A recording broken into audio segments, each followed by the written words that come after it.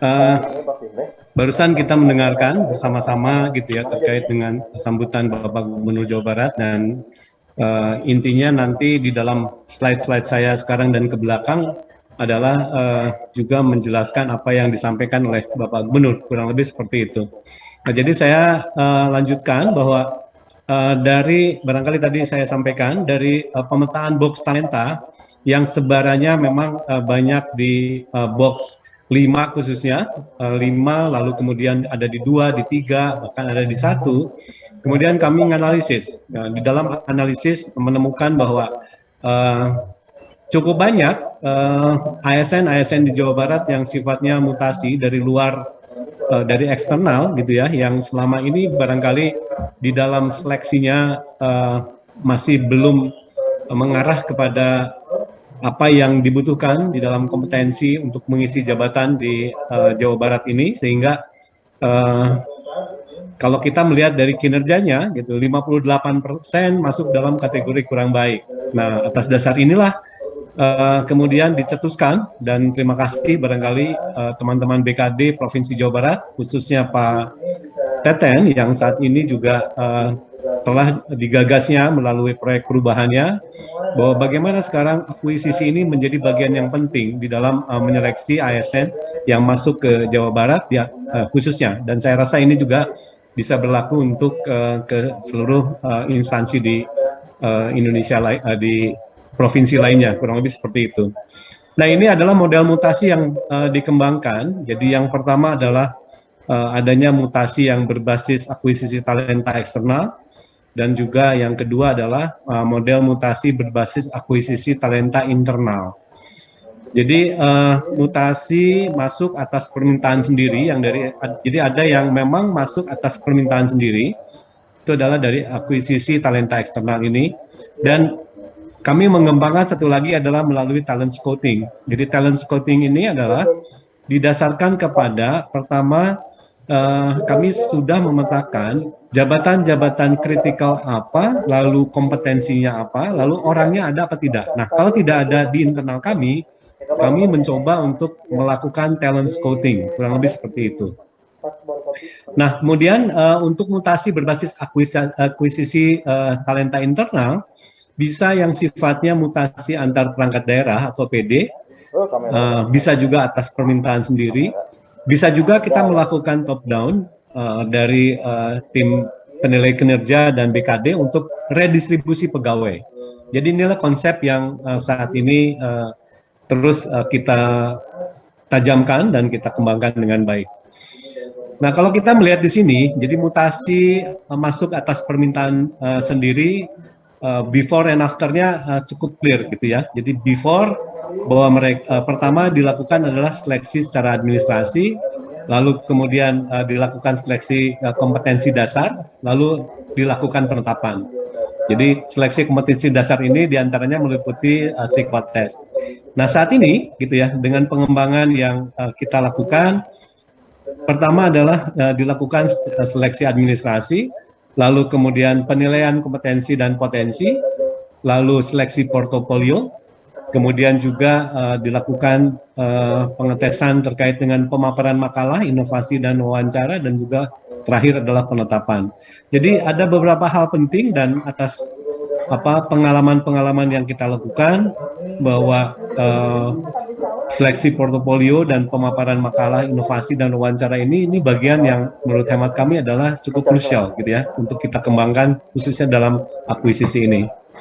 Nah, lalu untuk sebagai lanjutan yang lebih detail adalah untuk mutasi masuk atas permintaan sendiri berbasis akuisisi talenta ini.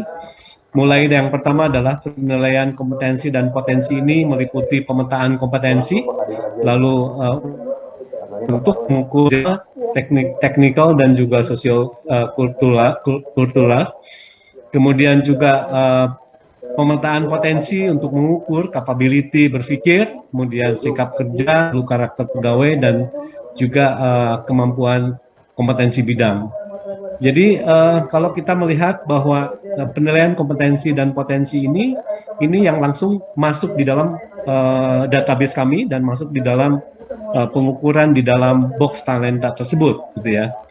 Kemudian seleksi portofolio meliputi pengalaman kerja, jenjang pendidikan, sertifikasi kompetensi, pengembangan kompetensi, kedisiplinan, nilai SKP, prestasi kedinasan, prestasi non kedinasan, dan inovasi.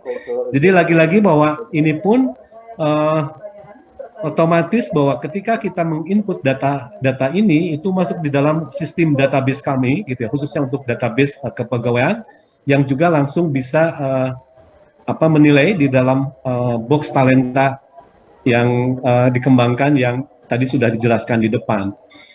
Hal ini sangat penting gitu ya, karena ini untuk mencari fairness. Jadi ketika ada seseorang yang akan melakukan mutasi secara katakanlah permintaan sendiri, tetapi dari eksternal, itu otomatis kita sudah seragamkan di dalam penilaian box talenta tersebut, gitu ya. Karena kami secara internal, gitu ya, seluruh pegawai Provinsi Jawa Barat ini sudah masuk di dalam database dan masuk di dalam box talenta tersebut. Nah, sementara kalau kita ini kan belum seragam, jadi barangkali dari kabupaten maupun dari provinsi lain gitu ya, yang masih belum menganut ke dalam penilaian dari potensi atau kompetensi dan kinerja, kami akan sulit gitu ya untuk membandingkan perbandingan dengan yang ada di internal ASN Jawa Barat ini. Lalu pembuatan video profil pribadi ini juga sangat sangat baik sekali. Jadi ini salah satu lesson learned barangkali Bapak dan Ibu sekalian. ASN di Jawa Barat diwajibkan untuk melakukan atau merekam video profil pribadi. Dan dari sana kami pun bisa melihat sebetulnya. Jadi seseorang yang mempunyai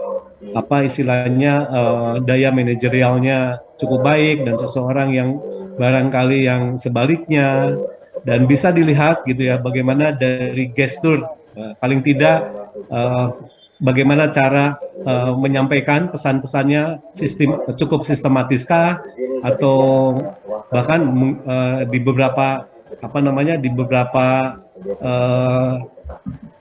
video gitu ya yang memperlihatkan ada yang bicara yang tidak terlalu sistematis, dan kami cek kesehariannya juga memang tidak sistematis, kurang lebih seperti itu.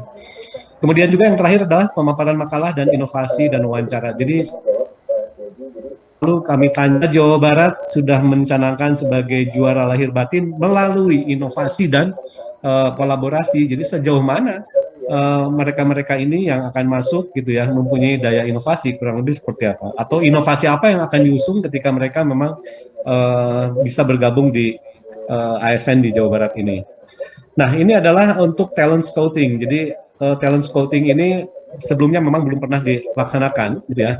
Dan saat ini dikembangkan mulai dari seleksi administrasi, kemudian seleksi portofolio, penggalian kompetensi yang mendalam, kemudian on the job training, kemudian juga pemaparan proper dan proyek perubahannya, kemudian juga wawancaranya, dan akhirnya kita tetapkan. Jadi talent scouting ini adalah justru kami melihat bahwa ini adalah kepentingan dari kami sendiri. Jadi setelah kami menjabarkan ke dalam 321 jenis jabatan kritikal, kemudian kami overlaykan antara kompetensi yang harus diisi gitu yang dapat mengisi ke dalam 321 jabatan kritikal, lalu kita lihat profil yang ada saat ini, bila tidak tersedia ya kami harus mencari gitu ya. Nah, dengan cara talent scouting ini. Kemudian mutasi masuk melalui talent scouting dan pencarian talenta, jadi kurang lebih seperti ini. Jadi mulai dari apa isi dari seleksi portofolio, mulai dari pengalaman kerja dan jenjang pendidikan dan seterusnya, kemudian pembuatan video profil pribadi yang berisi perkenalan singkat, jadi meliputi namanya siapa, jabatan saat ini apa, kemudian instansi asalnya, perangkat daerah yang dituju, lalu latar belakang pendidikan, dan ini durasinya tidak lebih dari 1,5 menit karena kami pun juga memikirkan gitu kapasitas dari server dan juga bandwidth yang ada di Provinsi Jawa Barat. Tapi so far semua bisa diakses dengan baik.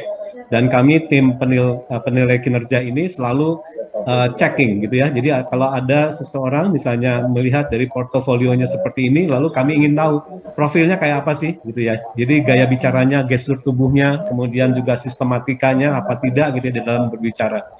Kemudian penggalian potensi yang meliputi penggalian kompetensi teknis, kemudian manajerial, sosiokultural, kemudian juga melalui metode simulasi, kemudian on the job training, bekerja langsung di jabatan yang akan diisi, kemudian membuat makalah terkait dengan apa inovasinya, paparan kegiatan inovasinya dan wawancara. Nah, kemudian untuk mutasi antar perangkat daerah, sebelumnya kami lakukan hanya pengajuan usulan saja lalu penetapan. Nah, tetapi sekali lagi adalah yang kami pentingkan di sini karena tadi Pak Gubernur juga sudah menyampaikan merit system is about the kompetensi dan kinerja. Jadi artinya bahwa itu selalu harus kita tahu dan apa yang mereka akan usung di sana gitu ya. Jadi tidak serta-merta bahwa saya favoritnya adalah di sebuah jabatan di misalnya di instansi mana, lalu saya ingin pindah ke sana dulu seperti itu. Tapi sekarang bahwa mereka juga harus tahu, dan mereka juga harus ada. Lalu kira-kira apa sih gitu ya yang akan dia lakukan apabila memang dia akan menuju sebuah jabatan di instansi tertentu, kurang lebih seperti itu. Kemudian juga mutasi antar perangkat daerah atas permintaan sendiri berbasis akuisisi talenta ini kurang lebihnya sama, jadi mereka diwajibkan untuk buat video profil, kemudian apa yang akan diusung di dalam inovasi mereka apabila memang mereka akan menuju di sebuah jabatan tersebut, lalu ada sedikit tanda kutip uji presentasi, kemudian juga setelah semuanya dilalui dan memang dari komitenya menyatakan baik, kemudian diputuskan untuk boleh pindah atau tidaknya. Kemudian proses mutasi masuk berbasis akuisisi talenta ini juga kita melihat di sini atas permintaan sendiri dan talent scouting yang prosesnya adalah seperti ini. Jadi misalnya diumumkan berapa orang yang ingin masuk, let's say seleksi administrasi 100 orang, terus semakin lama semakin berkurang gitu ya, karena kita melihat persaingan yang ada sangat kompetitif gitu di antara mereka yang berminat. Tapi sekali lagi bahwa ini sangat disesuaikan dengan formasi apa dan yang tersedianya berapa, kurang lebih seperti itu. Walaupun yang direkomendasikan barangkali bisa lebih dari formasi yang kita tetapkan. Tapi kembali lagi bahwa seluruh jabatan ini harus mempunyai kurang lebihnya seperti apa yang kita butuhkan. Inilah yang menariknya dari sisi bagaimana akuisisi talenta ini kita lakukan, termasuk dari baik atas permintaan sendiri maupun dari talent scouting pun demikian sebetulnya. Pada prinsipnya hampir sama di dalam proses mutasinya. Nah, yang terakhir adalah terkait dengan redistribusi pegawai. Jadi redistribusi pegawai memang sebelumnya jarang kita lakukan gitu ya, dan kalau kita melihat posisi saat ini bahwa nanti BKD akan menghitung tadi sebagaimana juga arahan dari Bapak Gubernur gitu ya. Saat ini barangkali ASN harus mempunyai kompetensi dasar gitu ya. Kompetensi dasar paling tidak IT, karena kita sudah memasuki era industri 4.0 gitu, which is sekarang dipercepat, diakselerate dengan adanya pandemi COVID-19 gitu ya. Artinya bahwa is emas gitu ya. Ini sebuah keharusan barangkali kita melihat ASN kita ini harus semuanya berorientasi ke sana kan gitu ya. Kemudian memetakan persebaran PNS berdasarkan peta jabatan dan kualifikasi pendidikan, kemudian juga mempertimbangkan kinerja, potensi, dan juga TMT OPD dan juga minat dari OPD, lalu kita tetapkan. Kemudian ini adalah redistribusi yang pertimbangan yang lebih teknis, yaitu mempertimbangkan dari anjap ABK sudah pasti gitu ya, analisis kebutuhan, kemudian kinerja PNS-nya, potensinya, minat OPD-nya, ketersediaan PNS-nya, peta jabatan, perangkat daerah, dan TMT dari perangkat daerahnya. Lalu kalau kita melihat ruang lingkupnya, bisa jabatan pelaksana atau jabatan administrator, kemudian juga jabatan fungsional, dan prinsip-prinsipnya adalah terencana, sistematis, tepat sasaran, transparan, berkelanjutan, dan objektif.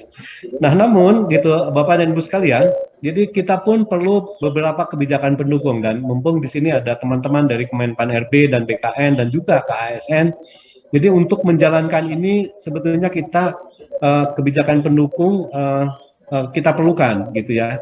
Dan ini ada juga sebagai contoh implementasi yang tadi Pak Gubernur sampaikan.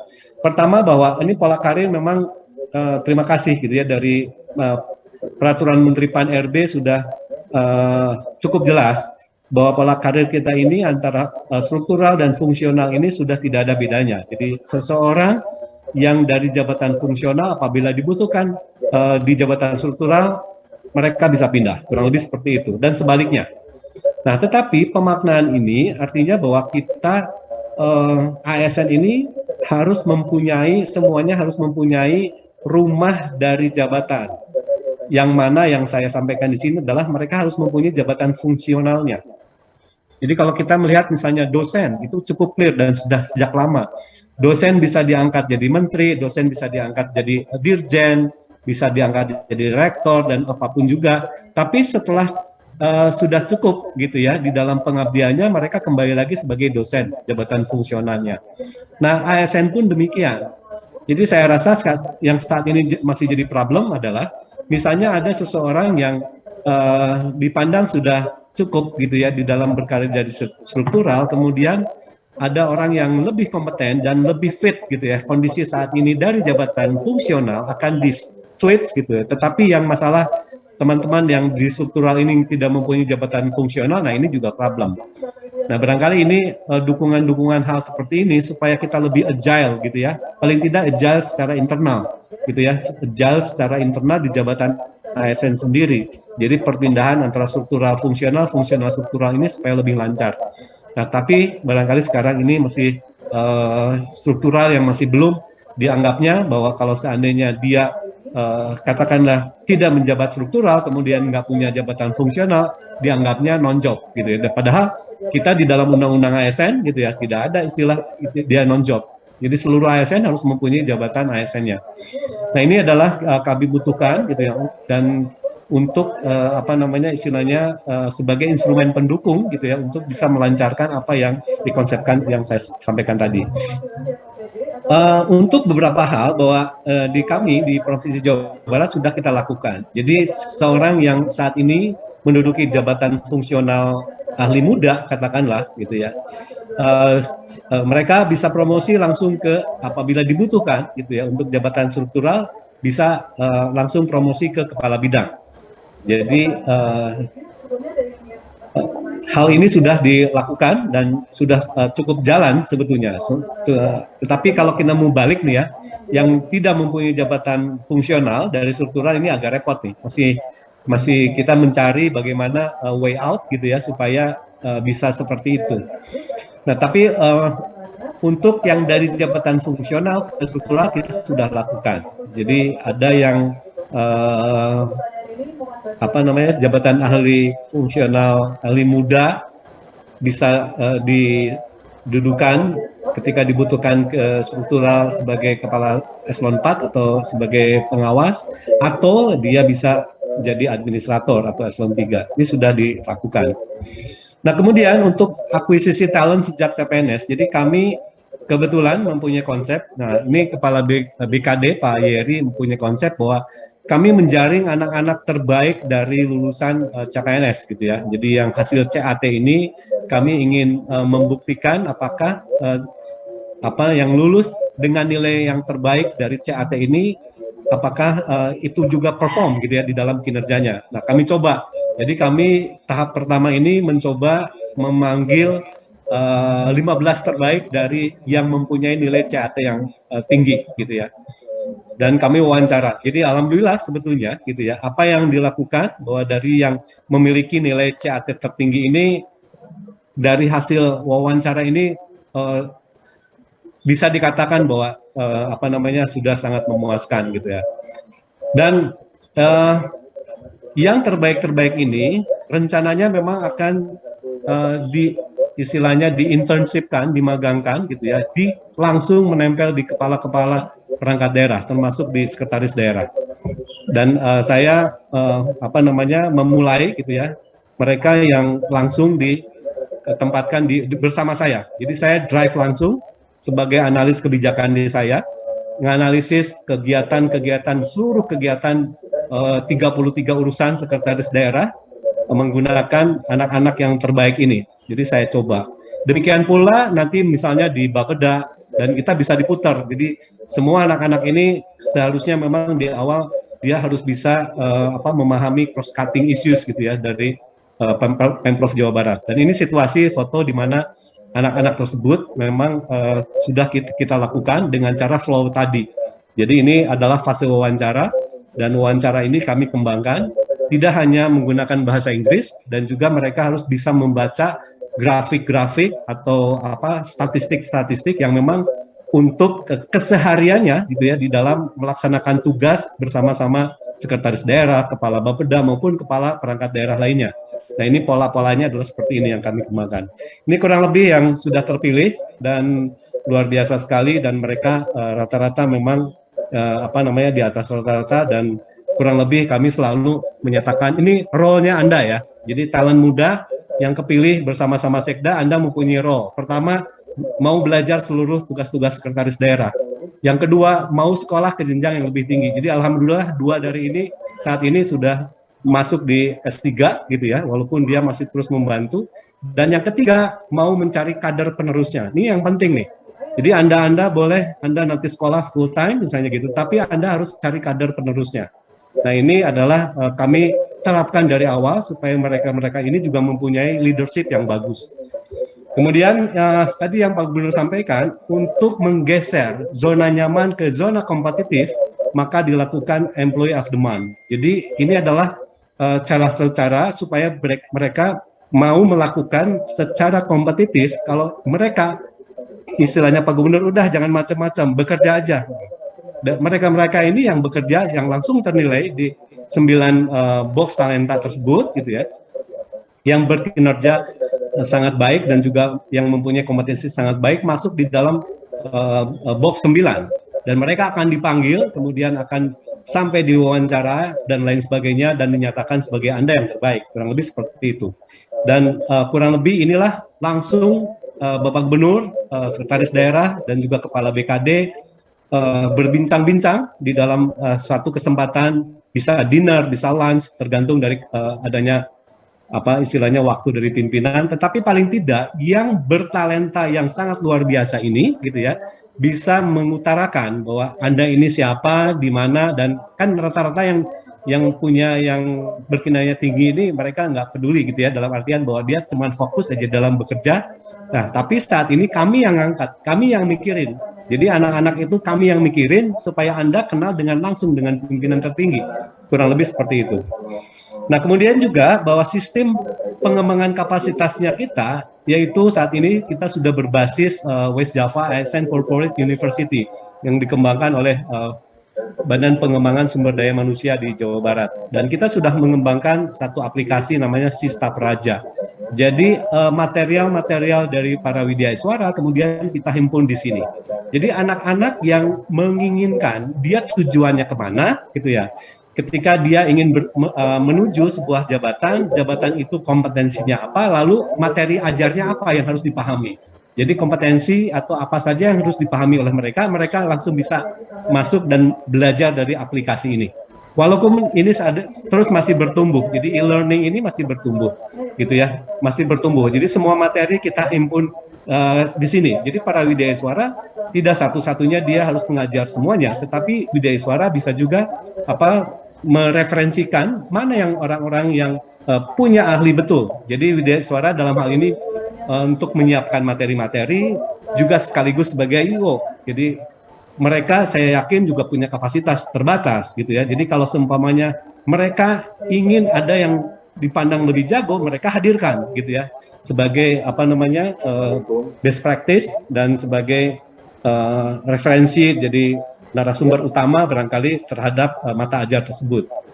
Nah, itu saja barangkali Bapak dan Ibu sekalian, teman-teman semua. Jadi ini adalah sebuah best practice dari Jawa Barat, lesson learn yang kami lakukan juga, dan terutama teman-teman BKD Provinsi Jawa Barat gitu ya, yang terus menginisiasi dan Tadi bisa dengar sendiri, barangkali Bapak Gubernur, Pak Yeri gitu ya, ingin mengidentifikasikan mana sih sebetulnya jabatan ASN yang udah di rumah saja, supaya nggak macet jalanan, seperti itu.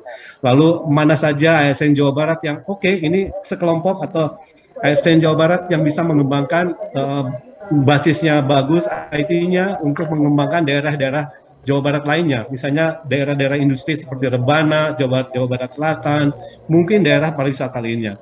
Jadi itu saja, barangkali sekali lagi saya ucapkan terima kasih dan mudah-mudahan insight yang kami sampaikan bisa dipahami dan menjadikan Indonesia bisa lebih maju lagi dan terutama Jawa Barat juara lahir dan batin. Assalamualaikum warahmatullahi wabarakatuh.